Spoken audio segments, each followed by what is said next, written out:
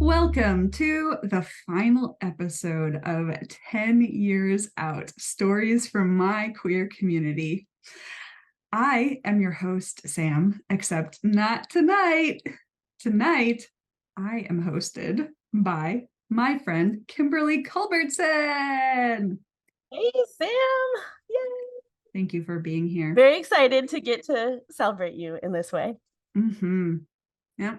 I was like, who do I want to host me? And who could ask good questions? And who has experience on podcasts? And who is my friend? Kimberly fulfills all of those things. Oh, thanks. The most important one is friend. But yeah, I'm Kimberly Culbertson, and I'm half of Kimberly and Coach. We do leadership and team dynamic stuff. So we definitely are in the podcast world occasionally. And I've known Sam for, I would say, 8 or 9 years. So I don't think I knew when I met you that you were like very newly out. Mm-hmm. But you must have been kind of new. Yep. Because I think we met like nine years ago. Yep. Or so. Yep. So I'm very excited to be hosting you. My husband's been on a work trip and he came back and said, so I see you're going on Sam's podcast. Is there anything that I should know? So I'm here as your straight ally, here to host you. Yay. I did not have any shocking surprises for my husband. We'll see. Okay, so let's get preliminary questions out of the way. So they are, what are your pronouns?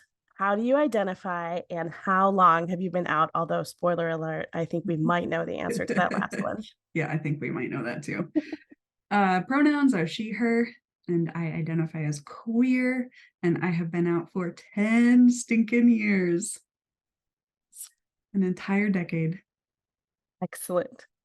So what do we need to know about your story before you came out? Yes. All right. Here we go. So I grew up in Arkansas, just me and my mom and her parents. But we didn't live in the same house. Not like that kind of Arkansas. I mean, it could be lovely. Not that there's anything wrong with that kind of Arkansas. That kind of community, great. I started going to the Southern Baptist Church when I was 13 or 14 because one of my best friends, all of my best friends went to either one of the Southern Baptist churches or the other Southern Baptist church in the town. Like all of my friends was the Southern Baptist. Yeah. And definitely one church thought that they were better than the other church, but we are not going to be naming names. So you're going to weigh in on that? Which church was better? Nope. So being evangelical was my identity for 15 years of my life. So from 14 or something to 29 when I came out. One night when I was in college, I had this urge to kiss my female best friend, and it freaked me out majorly. I had never had a feeling like this before. I didn't know where it came from. It was super weird. And so I ran to my community group leader the next morning and I was like, oh my gosh, I had this feeling. What is this? And he was like, don't worry about it. You just have been spending too much time with her. You need to like diversify your friendships. And if anybody knows me, they know how many friends I have and how many different friends I have and how many different friend groups I have. So it was a little ironic for him to tell me that all I needed to do was diversify my friend groups and I would suddenly be cured of this urge to kiss my best friend. But, you know, I wanted an easy kind of answer like that. I still started therapy. I still started Christian counseling for same-sex attraction. Really? I didn't know that. Yep. Wow. I was 19. And so, you know, we did things like memorizing Bible verses and talking about idolatry and da da da da da. Um, so yeah, actually being anything but straight wasn't an option in my life. Like it wasn't even a possibility. Like it would be like calling me Asian. Like I'm not Asian. I'm a Christian. I'm straight. Christians are straight. Evangelicals are straight. Anything anything that deviates from straightness is just struggling with same-sex attraction. So that is how I identified as a long time. But secretly. You never questioned that back then. No. Mm-mm. Wow. No. So that's what I was 19 until 29. I was I was straight, struggling with same-sex attraction. Um, yeah, because as you know, Kimberly, growing up evangelical or being in the evangelical church, like you were taught that their interpretation of the Bible is the right way and the truth and the one truth, and they are the correct denomination and the correct interpretation. And so anything that they said was what I was. So I was straight. Wow. Yep. So fast forward 10 years.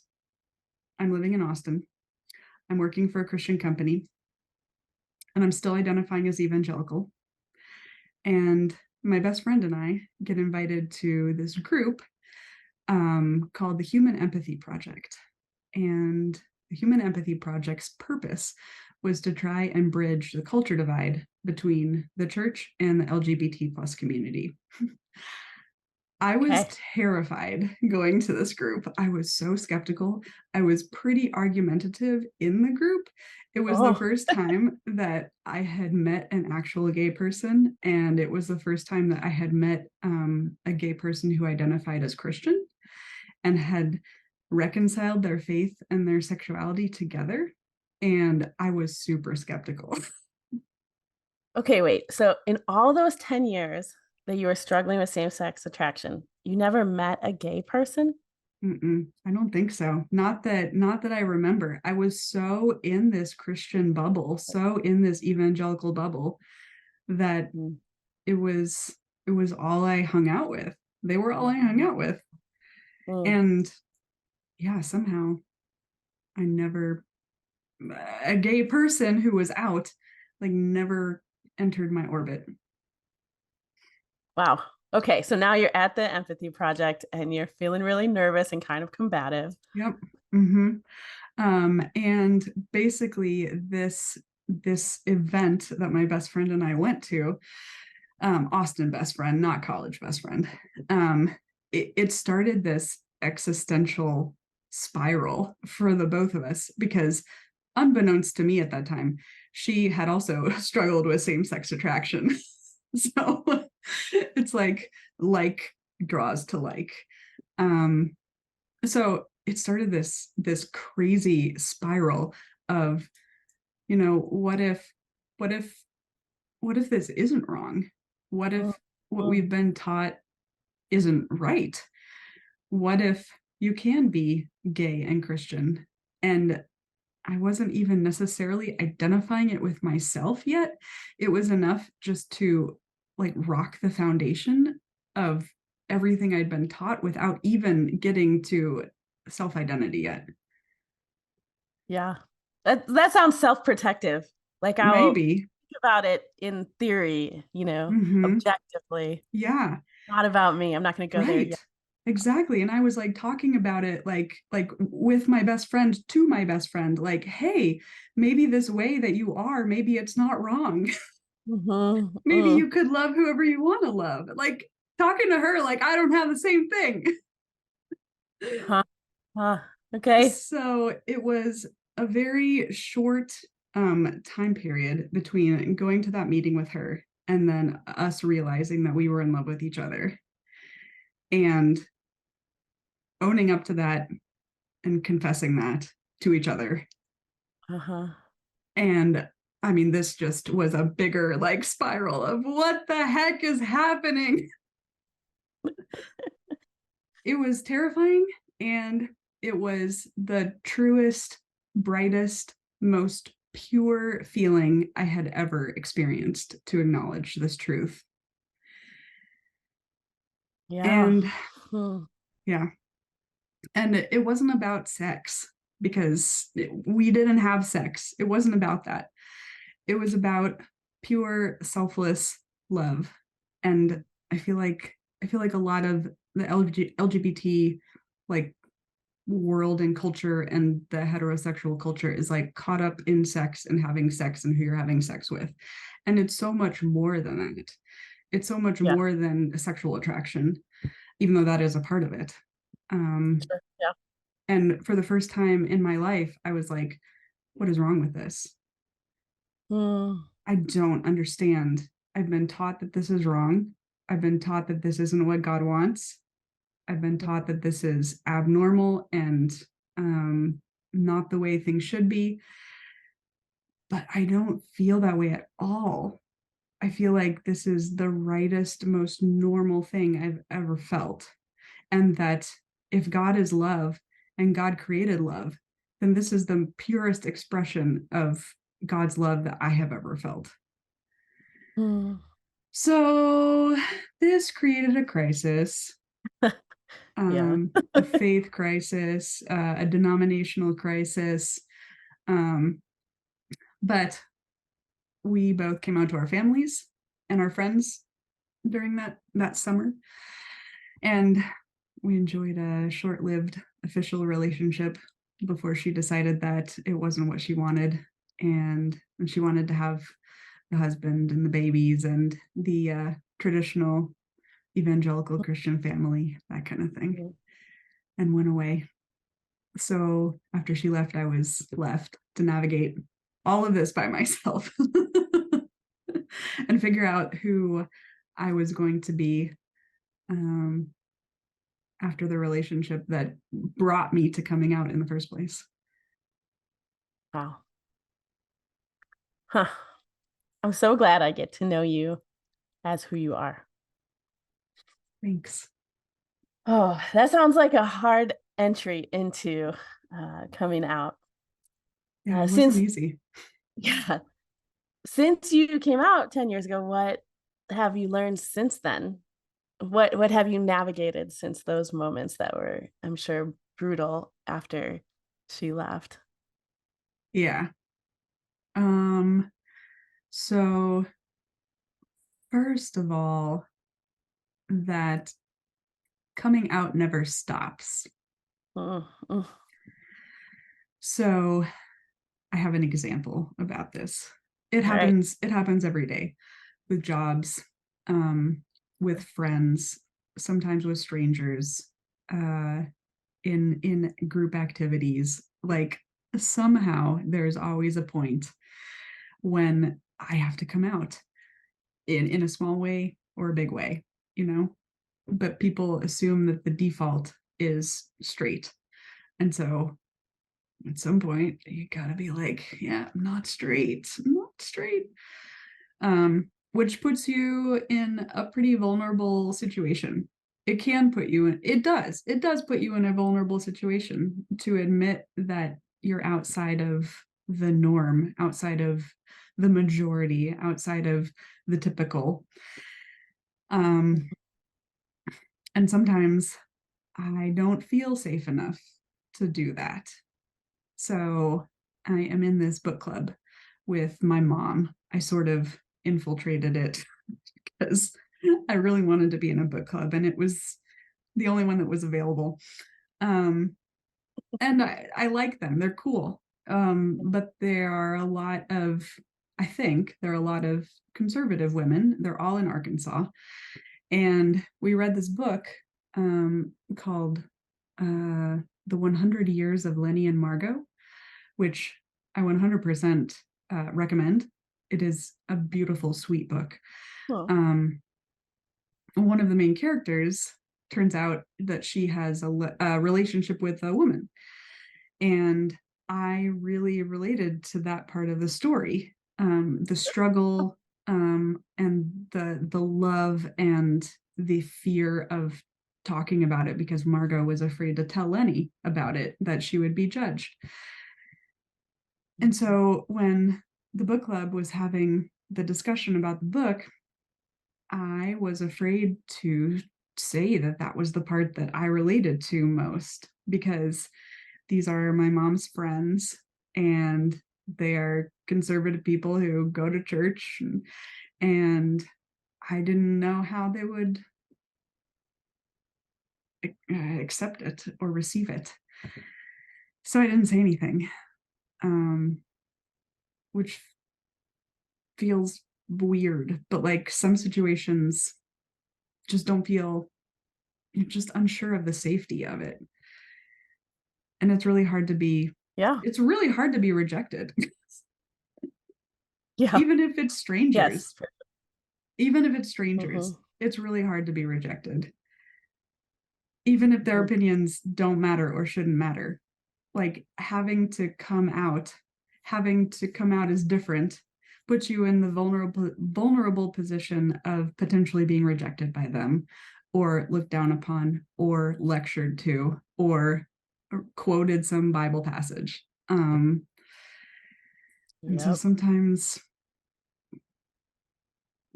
I just opt out. Well, and I think that's your right. You know, we get to choose what we share about ourselves in every conversation, and not everybody is safe. Yeah, it's But I just think it's hard. good for people to who are listening, especially if they're like cisgender and straight, to we are not entitled to everybody's story. You know, you have to be trustworthy.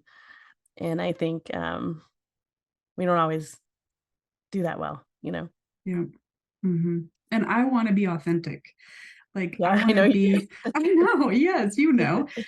I want to be my most true, authentic self with anyone and everyone that I meet. Like, it's one of my core tenets. And so to not be able to do that safely with everybody hurts me. Yeah. Yeah. And yeah, Is there any chance that since all of these women know your mom, that they know and they're just waiting for you to put it on the table? I don't know. It's Your, possible, but your mom would probably know if they know. yeah, maybe. I mean, if she's talked about it, yeah, but I haven't asked her directly, like, hey, mom, have you talked about me and my sexuality with all of your friends? Which opens up its own vulnerability. Yeah. Yeah, which is another, yeah, it's something else I'm going to touch on later. Okay. Um, Mm. so, a second thing I learned Okay. is that people can change. Okay. So, when I came out to my mom, it did not go well. Ugh. It was it was hard. It was terrible. It Mm, was rejection. mm, Um, and it caused a rift in our relationship for about 5 years. It was the first time that I ever felt like I had to censor myself and my life from my mom. And I hated that. yeah. Um, but we did maintain a censored relationship over those 5 years in the past 10 years. And at, at around the 5 year mark, um, there was a serious conversation that happened between me and her because she was saying something like, I feel like things have changed between us. And I said, yeah. And I can tell you when they changed. It's when I came out and you said XYZ. And then she apologized for that for the first time. Oh. And it was so important to me. I texted like 10 people after she did that. I was like, my mom just apologized. This might be the road to acceptance. Yeah. Oh. And then that was the trip that we were in France when we had this conversation on summer vacation. And Fancy. there happened to be a pride march in the town that the time that we were there. And so she marched in the pride parade with me. And so it was like this beautiful reconciling moment, like Oh, week. Yeah. And now she's a great ally and very accepting and supportive. and she was also on your podcast, and Yep. it came out this week. I don't know Yep. when this one's coming out, so I haven't listened yet, but I'm very excited to listen to Yep. that episode. Uh-huh. She's episode 12. This will be episode 13. Oh, okay, so soon. Yep. Um, so that's the first example of people can change. Okay. My second example is with Vox Vignette, Okay. the church in Austin where you and I met, Kimberly.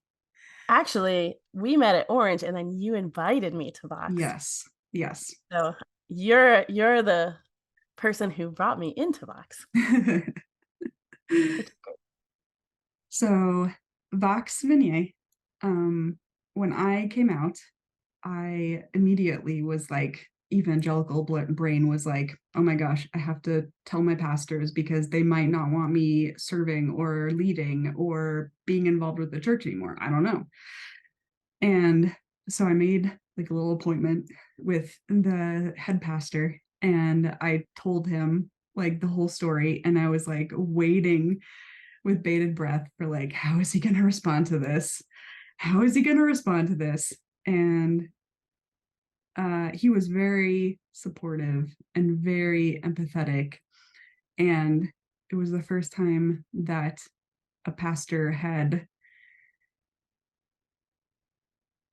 I don't know, been supportive of me and loving anybody.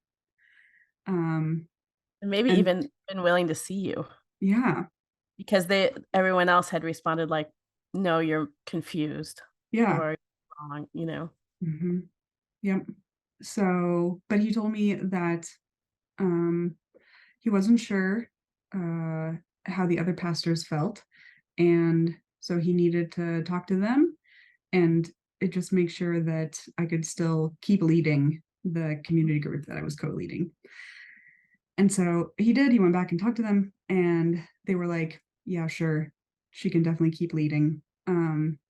They were split. Not all of the pastors were affirming at that point, Right. um, but this started a process of the church going through what do we believe, why do we believe it, and each pastor going through that too, and really digging into their beliefs and their theologies and why and should we believe those things and how do we support the minorities in our community. And eventually it turned into this affirming statement that the church put out, and now there's a gay pastor. You Different know what's pastor funny is from the first pastor, but still a gay pastor. right. I came into Vox through your small group community that they let you continue to lead, right? So I came into a group that we were a few of the only straight people. Like it was mostly queer people in the group. And then like years later, I feel like maybe 2 years later, they started this whole Mm-hmm. like listening circles kind of move towards a more public reckoning of, um, do we want to become an officially affirming church? Mm-hmm. And I was like, aren't we already? Like I was just in such a group that was like full of people who were serving in the church. And, I just assumed Vox was affirming when we joined it Mm-hmm. because almost everybody I knew from Vox was gay. Yeah, But then it turned out that our group was essentially just like the queer group. the queer group. And Mm-hmm. then you moved, you went on your walkabout, and then your co-leader moved and joined the Peace Corps. And so I inherited that group like as a person that was facilitating it. And then one of our leaders in our church told me that I was the unofficial pastor to the LGBTQ people in Vox. And I was like, does anybody else want this? Like, should I like step aside? And I asked a couple of people, like, do you want to lead the group? And they were like, hell no. We want to just be a regular person in a church. And so I was like, okay. And so for like that season where we were in listening circles, we were just like hyper involved, sort of accidentally. But it was just so funny because at first we were like, wait, haven't we already been doing this? Right. And it just the only parts that I knew of Vox in those early days were the queer parts of Yep. Vox. Mm-hmm. Uh, Yep. Different perspectives. so interesting. Yeah. So the church became affirming while I was in Berlin. Right. Yeah. And I remember that day and I was so like happy. One of my first experiences with you as we were becoming friends at Orange was when marriage equality was Oh passed. my gosh. And so you made sure your lunch was like, it was like tacos and hot dogs. I got tacos, no, not hot dogs, tacos and donut holes.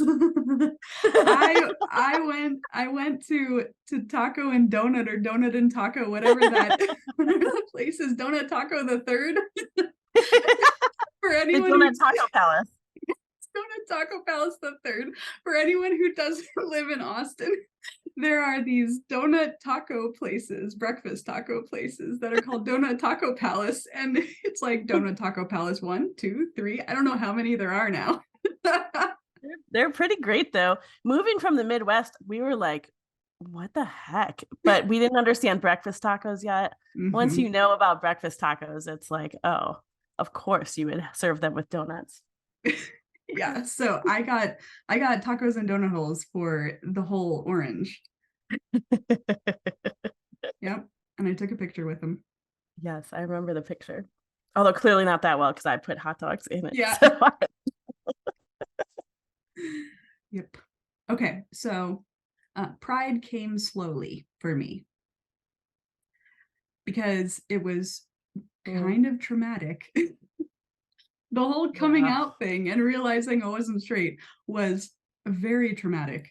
Um, it turned everything that I believed upside down, and everything was thrown into question. So I had a lot of unlearning to do from all of the things that I had been taught, especially that I was broken and that Mm. there was something wrong with me and something that needed to be fixed. Mm. Um, and that took a really long time. That was a very slow process. I remember I was in Austin for my 5-year anniversary out, and I was having drinks with my friend Chris, and he is a gay man. And he said that it took him about 5 years to really feel proud. Mm. Um, and he also grew up in an evangelical environment, and he actually got married to a woman and had kids, and so it was a big deal for him too.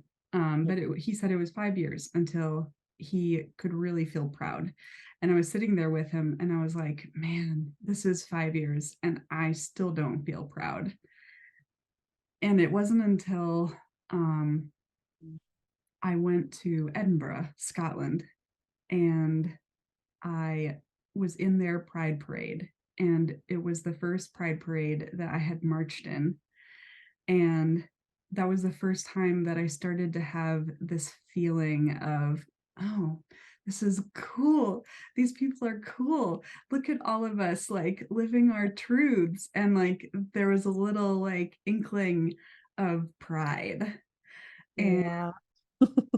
it would be, it'd be a further process over the next 5 years. But I can definitely say that I have embraced pride.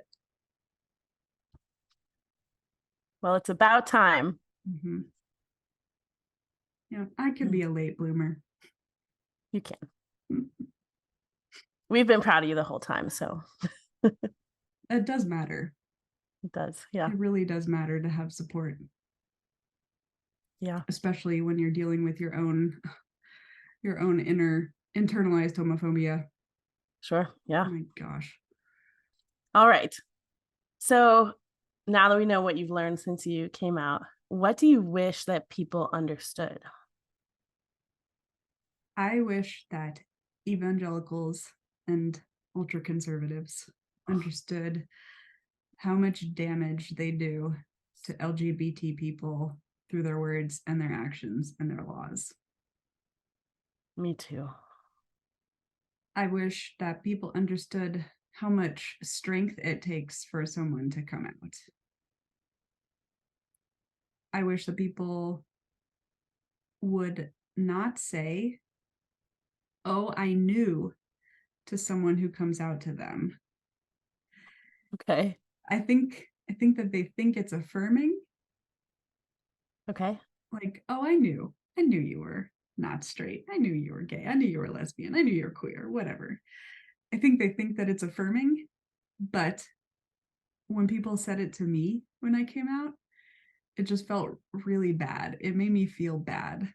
Like all of Huh. these people saw this huge thing about me that I didn't see about me, and it just made me feel stupid. Oh. And Hmm. yeah, Hmm. um, I wish that people understood that no one can really know someone else's sexuality or gender identity before that person does. Hmm. Mm-hmm. It's presumptuous, and even if there are tons of signs in one direction, it might not be true, or it might be true, but it's not the outsider's journey.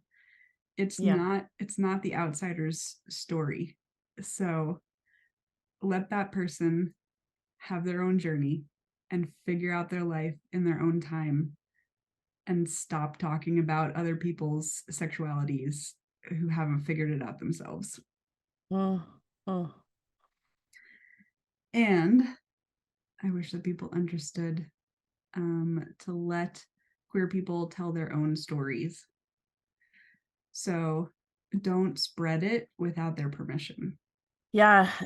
Especially living in Texas right now, like there's so many states that are getting really scary for people who are LGBTQ. And we happen to live in one of them. My family and I, you don't right now, but I keep trying to get you back. Um, and my son and I were just talking about this. He's 12 and he has a lot of friends that are LGBTQ, and we have a lot of friends, as you know. And we were just talking about the, the ethics of sharing somebody's journey without their permission, and why it can be dangerous for them, and why people should get to choose what they share. Really, in general, Mm-hmm. we don't need to share other people's stories, Mm-mm. but like especially in this area where not every person is safe, even if Mm-hmm. it's just emotionally or like energetically, like it's going to take a lot of energy. But then there are people who are violent, there are people who are bullying, there are people who will get fired, like they it's just it seems like the world is turning backwards in Yep. some areas. um and I think we all need to be more careful. And I think when someone is doing you the honor of coming out to you, it's something that they've thought about and they're being intentional about.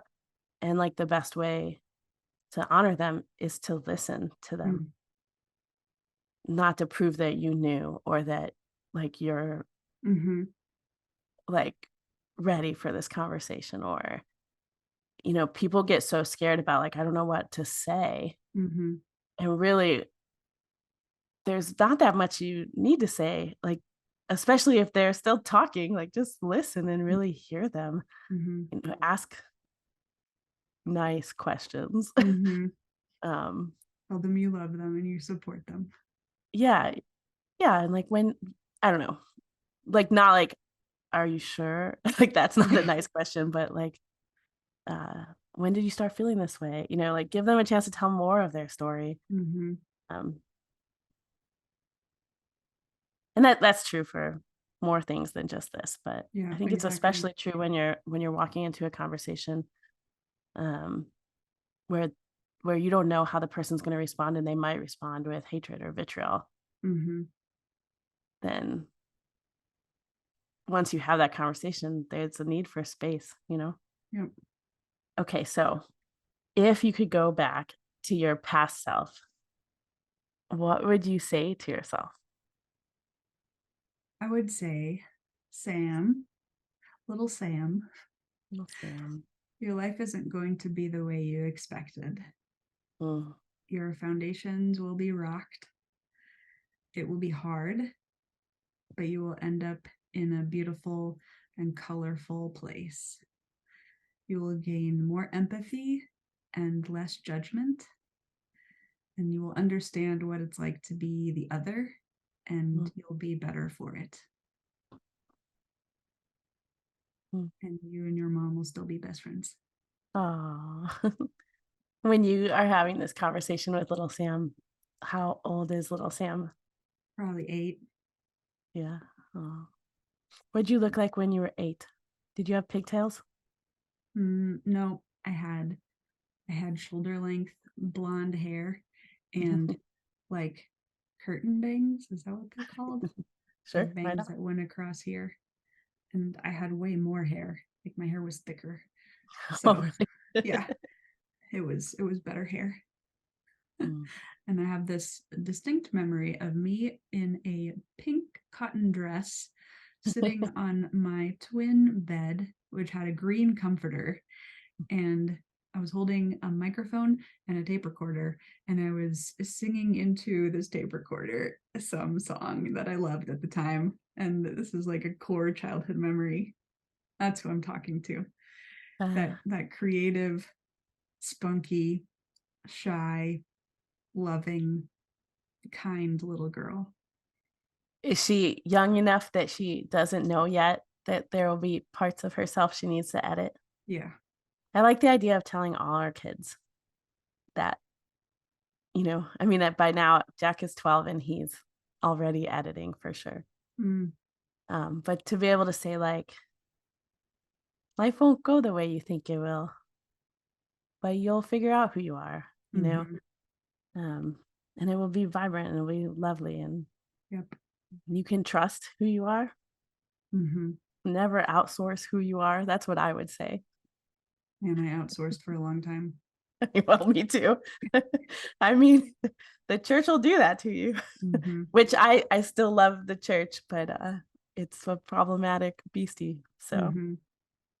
I have my own stories that are, not that different really, but in fact, even just um like, I'm a straight woman, but I've had to come out as affirming in a number of Mm-hmm. contexts, and I've lost place, and you know it is a forever thing. If you're in church world, you will forever have to come out as affirming, Mm-hmm.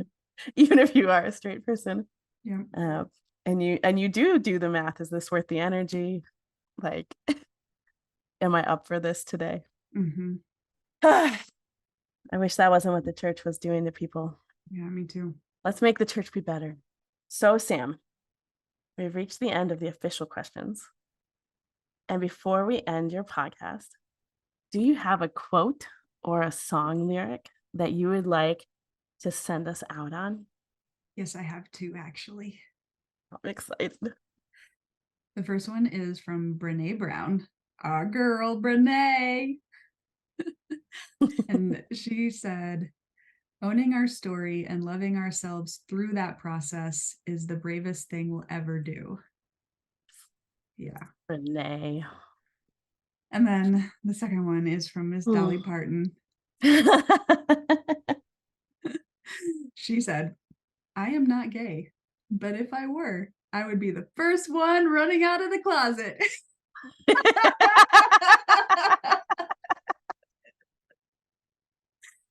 She's so great. I love her so much.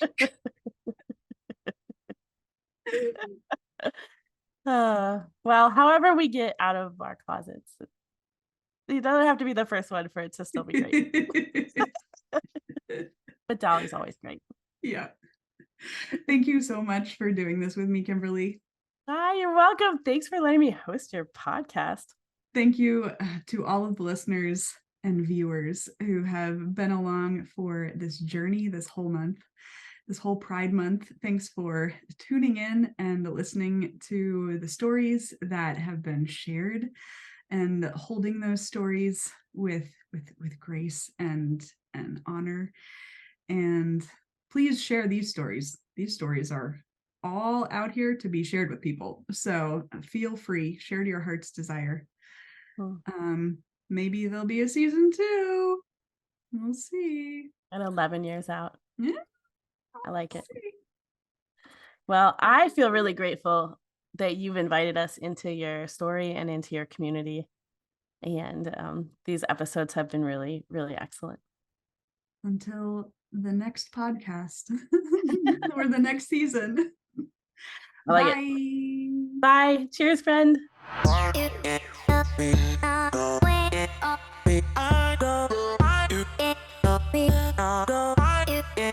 go.